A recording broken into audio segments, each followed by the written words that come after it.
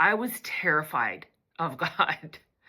I was so afraid of being on his bad side, getting on his bad side. I could not figure out how to stay on his good side. I absolutely believed less that God was loving and more that he was watching. So I don't know how you were raised, but for those of you who grew up kind of in a rigid spiritual environment, you may have come to understand God in the same way I did. I grew up understanding that our relationship was transactional, that I needed to behave in all these very prescriptive ways. Of course, those were specific to my subculture. Otherwise, I'm going to risk his disapproval or, God, even worse, his damnation.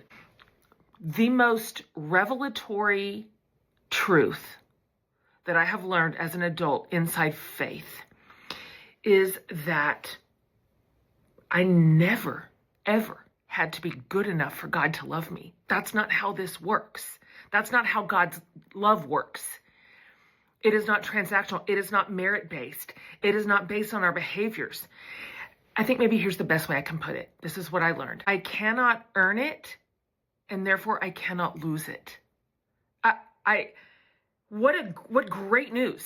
Like, we don't have to be good enough for God to ever love us. And literally, we cannot be bad enough for him not to love us. That's just how it goes.